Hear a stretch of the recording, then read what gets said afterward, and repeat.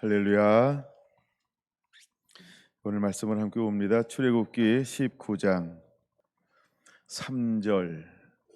모세가 하나님 앞에 올라가니 여호와께서 산에서 그를 불러 말씀하시되 너는 이같이 야곱의 집에 말하고 이스라엘 자손들에게 말하라. 아멘. 네. 자, 오늘은 임제 9번째, 신의 산의 기름 부음 2번째입니다. 신의 산의 기름 부음 2번째. 자, 하나님께서는 모세를 이 땅 가운데 태어나게 하셨고 40세가 되어서 자기 백성을 돌볼 생각이 나게 하셨고, 자기 백성을 돌볼 생각을 한 모세는 자기 백성이 압제받는 것을 보고서 사람을 쳐 죽이는 우를 범하게 되어집니다. 그것을 통하여 그는 바로왕의 낯을 피하여서 미디안으로 도망갈 수밖에 없는 그런 환경을 하나님께서 만들어 가십니다. 그는 미디안에서 40년을 지내면서 이드로의 양을 치게 되어집니다. 이드로의 양을 치는 가운데 그는 어디를 자주 올라가고 머무르게 되었을까? 바로 호렙이라고 하는 이 산 가운데 그는 자주 양떼를 데리고 가서 목축을 했다라고 하는 것입니다. 그러던 어느 날 이스라엘 백성들이 고된 노동으로 통곡하며 탄식하며 하나님 앞에 부르짖었던 그 기도가 응답되어지는 그날, 이미 가나안 땅에 7족속이 살고 있었는데 그들의 죄악이 관영하는 그 때에 하나님이 움직이기 시작하셨다라고 하는 것입니다. 자, 한쪽에서는 죄가 관영하기 시작했고 또 한쪽에서는 그 탄식함이 너무나 고되고 고통스러워서 부르짖음을 멈출 수 없었고, 또 한쪽에서는 잠잠하게 양떼를 치면서 보내고 있었던 이 상황 가운데 하나님은 드디어 한 사람 모세를 찾아오셨다는 것입니다.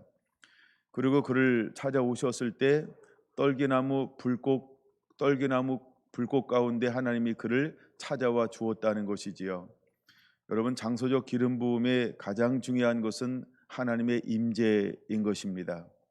하나님이 선택하고 하나님의 때에 맞게 각 사람들을 부를 때마다 하나님은 임재하시는 곳, 이런 특별한 장소를 가지고 있다는 것이죠.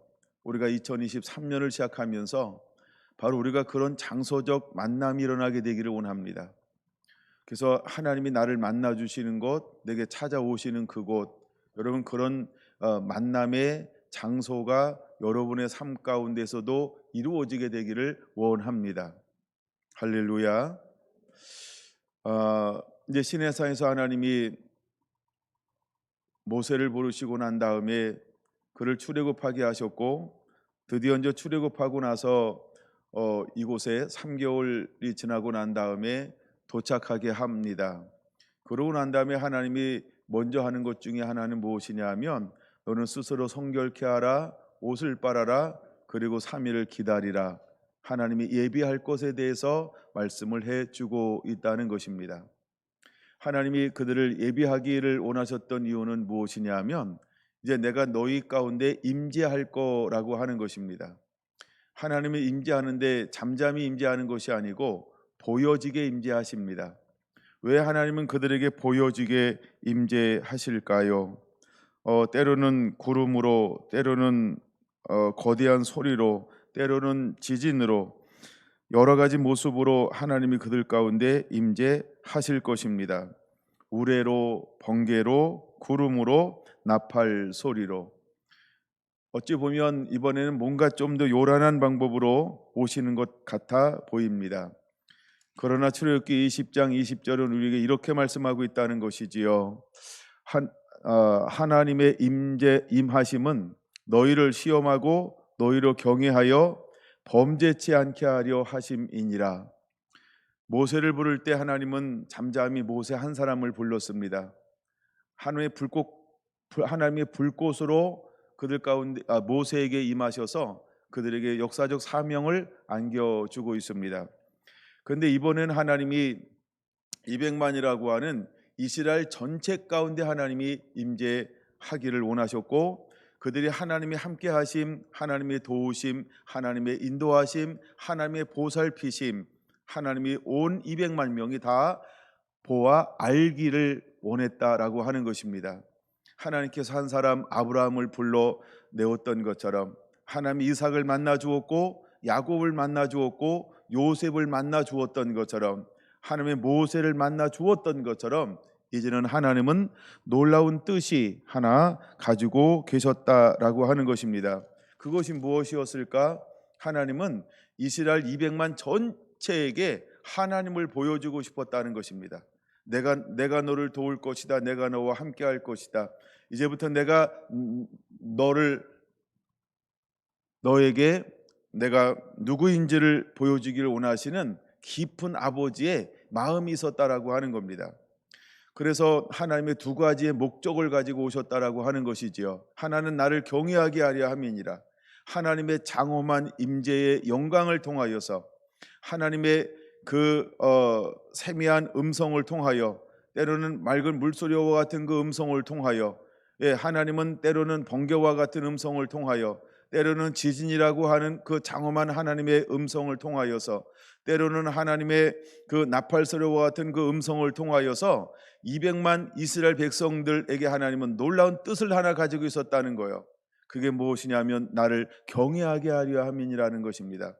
이제 나를 보고 나를 알고 나를 체험함으로 말미암아 하나님만을 사랑함으로 섬기기를 원하시는 아버지의 마음이 거기에 포함되어져 있었다라고 하는 것입니다. 여러분, 이제는 우리가 하나님의 마음과 뜻을 아는 자가 되어야 할 줄로 믿습니다. 출애굽기 19장 5절과 6절에는 하나님께서 이 이스라엘을 어떻게 만들겠다라고 하는 거대한 하나님의 목적, 계획이 선포되어지고 있는 것입니다. 여러분, 그 목적 중에 하나가 무엇인가요? 5절은 이렇게 말하고 있다라고 하는 것입니다. 너희가 내 말을 잘 듣고 내 언약을 지키면 이라고 말하고 있어요. 너희가 내 말을 잘 듣고 내 언약을 지키면 이라고 말하고 있어요. 이것이 하나님의 신의 산 가운데 임재하신 목적이라고 하는 것입니다. 첫사람 아담에게 하나님이 무엇을 요구했을까요? 너는 언약을 지키는 자가 되라 라고 말씀하고 있는 것입니다. 그 다음에 에노스, 그에게 하나님이 무엇을 요구하는 걸까요? 너는 내 말을 듣고 지키는 자가 되라고 이것을 요구하는 것입니다. 여러분, 하나님께서 에녹과 동행해 주었습니다. 그가 동행했던 이유와 목적이 무엇일까요? 너는 내 말을 듣고 지키는 자가 되라라고 말하고 있는 것입니다. 여러분, 모든 사람이 죄악에 간용했을 때 한 사람 노아는 의로운 사람이었다라고 말합니다. 여러분, 노아는 어떤 사람이었을까요? 하나님의 말씀을 듣고 온전히 순종하는 사람이었다라고 하는 것입니다. 그래서 창세기 7장과 9장은 이렇게 말하는 것이죠. 그는 여호와께서 말씀하신 것을 다 준행하였더라라고 말입니다. 여러분, 하나님은 언제나 우리에게 요구하는 것이 있습니다. 내 말을 잘 듣고 내 언약을 지키면 내가 너에게 복을 줄 것이다 라고 말입니다. 그럼 여러분, 우리에게 가장 중요한 것이 무엇일까요? 하나님의 말씀을 듣고 그 말을 지키는 것입니다. 이제 신약에 와서 주님은 우리에게 이렇게 말합니다. 하나님은 어떤 사람들을 통하여 일하실까? 이것을 우리는 믿음의 사람이라고 말하고 있습니다. 여러분, 특별히 히브리서 11장은 하나님의 말씀을 듣고 온전히 순종한 사람들을 향하여 이렇게 말씀하고 있다라고 하는 것이죠. 믿음으로라고 말입니다. 왜냐하면 믿음은 하나님의 말씀을 들으면서 나기 때문에 그런 것입니다. 그러면 하나님은 아담에게 무엇을 요구했을까? 믿음으로 순종하는 삶을 살라는 것입니다. 여러분, 순종에 또 다른 의미가 있다라고 한다면 이것은 사랑하는 삶을 살 수 있겠니? 라고 하는 것입니다. 여러분, 하나님께서 시내산에서 십계명을 준 이유가 무엇일까요? 이것은 사랑하라라고 하는 것입니다. 어떻게 사랑하기를 하나님은 우리에게 요구하실까요? 마음과 힘과 뜻과 정성을 다하여 주 너 여호와 하나님을 사랑하라라고 하는 것입니다. 그래서 하나님 이외에 한 분 이외에는 다른 것을 섬기지 말라는 것이지요. 여러분, 이 말은 하나님만 사랑하라라고 하는 말입니다. 두 번째, 하나님은 우리에게 내 이웃을 내 몸과 같이 사랑하라고 요구하고 있는 것입니다. 이런 믿음이라고 하는 것은, 우리가 말씀을 듣고 순종한다라고 하는 것은 사랑하는 삶이라고 하는 것입니다. 믿음, 소망, 사랑, 이 세 가지는 항상 있을 것인데 그 중에 제일은 사랑이라고 말하고 있는 이유가 여기에 있는 것입니다.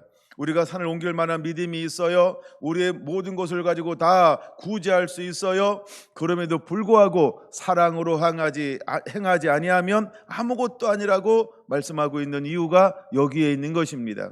이제 2023년을 시작하면서 우리 안에 이 신의 산의 기름 부음이 임하게 되기를 원합니다. 여러분, 하나님께서 신의 산에 임재하셔서 모세를 올라오라고 부르고 40일 동안 머물면서 하나님은 그에게 무엇을 나누어 주었을까요? 첫째는 우리가 십계명이라고 말하고 있습니다. 그러므로 이제는 우리가 이 계명을 듣고 온전히 순종하며 지키는 삶의 세계로 하나님 앞에 한 걸음 한 걸음 나아가는 자가 되어야 할 줄로 믿습니다. 여러분, 하나님 우리에게 계명을 주신 이유가 무엇일까? 하나님을 사랑하고 지켜 행하라라고 말하면서 이 계명을 주었다라고 하는 겁니다. 다시 19장 5절과 6절에 하나님이 이제는 이 언약을 지켜 행하면 하나님의 세 가지 약속을 해주고 있다는 거예요. 여러분, 오늘날 이 말씀은 우리에게도 해당되는 말씀입니다. 이제 우리가 하나님 앞에 어떤 교회가 되어야 할까? 어떤 존재가 되어야 할까? 어떤 삶을 사는 자가 되어야 할까? 다시 오실 주님을 맞이하기 위해서 주의 길을 열어가는 사람들은 하나님이 어떤 사람으로 만들어 줄 것인가? 이 세 가지의 말씀을 통해서 우리에게 동일하게 보여주고 있다는 것입니다. 첫째는 모든 민족 중에 내 소유가 되겠다라고 말씀하고 있습니다. 내 소유가 될 것이다라고 말하고 있는 거예요. 뭐 하면? 내 말을 잘 듣고 내 언약을 지키면 첫째, 너는 내 소유가 될 것이라 라고 말하고 있다는 거예요. 여러분, 우리는 하나님의 소유가 되어야 합니다. 하나님의 소유라고 하는 말에 이런 의미가 있는 것이죠. 하나님은 주인 되고 나는 그분의 자녀됨. 하나님은 나의 주인 되고 나는 그분의 종됨. 하나님은 나의 창조주가 되고 나는 피조물이 되는 관계. 이것이 바로 하나님의 소유가 되었다는 것입니다. 더 쉽게 이야기하면 하나님은 나의 모든 필요를 채워주는 공급원 되실 것이고 나는 그분에게 온전히 순종하면 그분이 나의 모든 필요를 채워줄 것이다라고 하는 언약의 관계가 성립되어지는 것, 너는 나의 소유다라고 하는 것입니다. 여러분, 하나님께서 이렇게 젖과 꿀이 흐른 땅을 주었습니다. 그 땅은 어떤 땅일까요? 하나님의 모든 걸 은혜로 공급하는 땅입니다. 여러분, 에덴 동산이라고 하는 어떤 동산일까요? 나의 수고와 노력이 아닌 하나님의 은혜와 은총으로 살아가는 땅, 그 땅이 에덴 동산이라고 하는 것입니다. 이제 주님께서 재림하실 때 새 예루살렘과 새 땅이 이 땅 가운데 도래하게 될 것입니다. 여러분, 그 땅은 어떤 땅일까요? 그렇죠? 하나님의 모든 것을 공급하고 우리는 누리는 그 땅, 달마다 날마다 새로운 것으로 우리를 채워주실 그 땅, 질병이 없고 고통이 없고 아픔이 없는 그 땅, 하나님의 모든 걸 우리에게 공급해 주시는 샬롬이 넘쳐나는 그 땅, 하나님께서 우리에게 예비해 놓으셨고 하나님 그것을 우리가 누리기를 원한다는 것입니다. 왜 하나님이 우리에게 그렇게 하실까요? 우리는 그분의 소유가 되기 때문인 것입니다. 여러분, 2023년을 시작하면서 정말 우리 안에 온전한 이 소유됨이 회복되어지게 되기를 원합니다. 여러분, 성경의 시간에서 한번 찾아보세요. 형통이라는 단어요.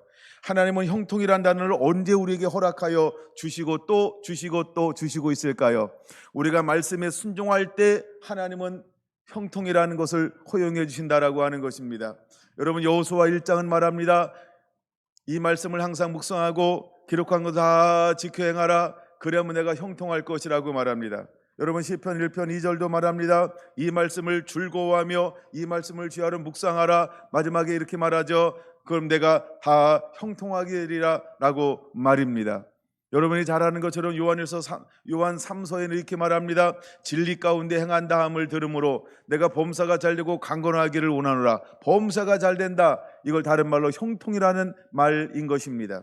여러분, 하나님은 우리가 말씀에 순종하고 언약 안에 머물 때 주시는 놀라운 축복 중에 하나가 무엇일까요? 형통이라고 하는 것입니다. 여러분, 하나님은 하나님의 말씀을 잘 듣고 그 말씀을 지켜 행하는 자에게 첫째 소유로 삼아 주실 것입니다. 그 소유로 삼아진 그에게 하나님이 주시는 놀라운 축복 중에 하나는 무엇이냐면 형통이라는 것입니다. 범사가 잘 되는 것입니다. 할렐루야. 이제 저와 여러분들은 그 복을 누리는 자가 되어야 할 줄로 믿습니다. 단순히 성경에 기록된 거야, 이렇게 된다고 말씀하셨어, 이것으로 끝나면 안 된다는 것이죠. 우리는 하나님의 소유라는 것입니다. 소유는 형통하게 하실 거라는 거예요. 두 번째, 하나님께서 우리에게 무엇을 약속해 주었나요? 출애굽기 19장 6절은 이렇게 말하고 있다는 것입니다. 너희가 내게 대하여 제사장 나라가 될 것이다 라고 말하고 있습니다. 제사장 나라가 될 거라고 하는 것입니다. 여러분, 하나님은요, 이 이스라엘을 통하여서 하나님 앞에 중재자로 서기를 원했어요.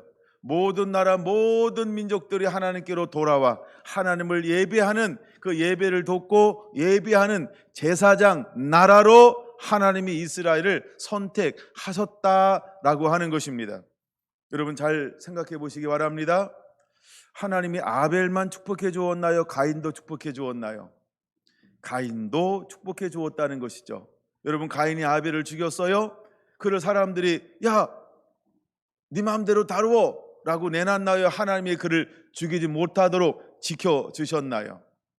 하나님 보호해 주었다는 거예요. 그 다음에 두 번째, 누굴 생각해 볼 수 있을까요? 아브라함의 아들이 있었는데, 아브라함의 아들이 누구죠? 이삭이 있었어요. 근데 또 다른 아들이 있었어요. 이 사람이 누구일까요? 이자로 시작하죠. 이스마엘입니다. 그럼 여러분 잘 보세요. 하나님이 이삭만 축복해 주었을까요? 이스마엘도 축복해 주었을까요? 와우, 그렇죠? 여러분, 하나님은요, 이삭도 축복해 주었고 이스마엘도 큰 민족을 이룰 것이다 라고 이스마엘도 축복해 주었다라고 하는 것입니다. 그 다음에 또 한번 생각해 볼까요? 이제 이삭이 아들을 낳았어요, 그렇죠? 누구와 누구를 낳았죠? 에서도 낳고 야곱도 낳고. 그럼 하나님이 야곱만 축복해 주었을까요? 에서도 축복해 주었을까요? 와우, 우리 하나님은 이런 하나님이라는 거예요. 그러면 이 말의 의미는 어떤 의미가 있는지 여러분 아십니까? 제사장 나라가 될 것이다. 그러면 이스라엘 제사장 나라가 되면 누구를 위하여 제사장 나라가 된다는 거예요? 또 다른 자녀들을 위하여. 할렐루야. 또 다른 아브라함의 자녀들을 위하여 제사장 나라가 될 것이다. 하나님은 이스라엘이 제사장 나라가 되기를 원했다라고 하는 것입니다. 그걸 오늘 빠르게 한번 전개해가지고 이렇게 한번 생각해 보겠습니다. 보세요. 그럼 우리가 크리스찬만 예배자이길 원할까요? 아니죠. 여러분, 주님은 우리가 십자가에서 모든 걸 다 감당하시고 말씀을 풀어주고 성령을 주시면서 우리에게 부탁한 것이 하나 있어요. 뭘 부탁하셨나요? 너희는 땅까지 이르러 내 증인 되라. 수많은 사람들을 제자 삼고 양육하여 지키게 하라 라고 하는 어떤 역할을 감당해 내기를 원하셨던 걸까요? 제사장적 사명을 감당해 내기를 원하는 거예요. 그러므로 2023년 우리 안에 이런 놀라운 은혜와 축복이 더 흘러나가야 할 줄로 믿습니다. 여러분, 우리는 하나님의 소유, 그래서 형통하게 할 거예요. 부족함이 없게 할 거예요. 우리의 복의 모든 공급원이 되어질 것입니다. 그 다음에 두 번째, 하나님은 저와 여러분들을 통해서 제사장이 되기를 원하는 것입니다. 제사장이 되기를 원하는 것입니다. 그러므로 여러분의 삶이, 여러분의 머무는 곳이, 여러분의 영향력이 머무는 그곳에 장소적 기름 부음이 임해야 할 줄로 믿습니다.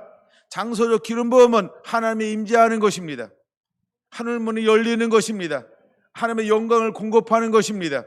그래서 여러분들이 가는 곳들마다 예배를 회복시키는 자가 되어야 할 줄로 믿습니다. 주님이 우리 보고 제사장 나라가 되라고 말씀하고 있는 것입니다. 그러므로 여러분은 삶 속에서, 직장 속에서, 관계 속에서 여러분이 머무는 그곳에 가서 예배를 회복하는 자, 하나님을 찬양하고 경배하고 예배하며 주의 나라를 그 가운데 임재하도록 만들어내는 열린 하늘의 문을 가진 자가 되기를 예수님의 이름으로 축원합니다. 세 번째, 주님께서 19장 6절에 이렇게 말하고 있다는 것이죠. 거룩한 백성이 되리라. 할렐루야. 하나님이 이것이 이스라엘을 향한 놀라운 세 가지 목적이었어요. 첫째는 나의 소유가 될 것이다. 둘째는 내가 너를 제사장 나라로 삼을 것이다. 셋째, 너희 모든 백성을 거룩한 백성이 되게 할 것이다. 아멘. 아멘. 여러분, 여기서는 백성이라는 말보다는 이 앞에 있는 단어가 더 중요한 건데 거룩함이라고 하는 것입니다. 구별된 하나님의 백성으로 삼겠다라고 말씀하고 있는 것입니다. 여러분, 이미 이 땅 가운데 어떤 사람들이 있나요? 하나님의 사람이 있고 하나님을 경배하고 경외하지 않는 세상을 따르는 사람들이 있었다라고 하는 거예요. 근데 그 속에서 하나님은 가장 작은, 가장 연약한 이스라엘을 택하여서 무엇을 삼겠다고 말씀하고 있어요? 거룩한 백성으로 삼기를 원한다는 것입니다. 왜 하나님이 거룩한 백성들을 필요로 할까요? 하나님이 보여주길 원하는 거예요. 하나님 말씀에 순종하여 하나님을 사랑함으로 믿음으로 살아가는 사람들을 하나님께서 어떻게 복 주시는지를 보여주길 원하고 있다라고 하는 것입니다.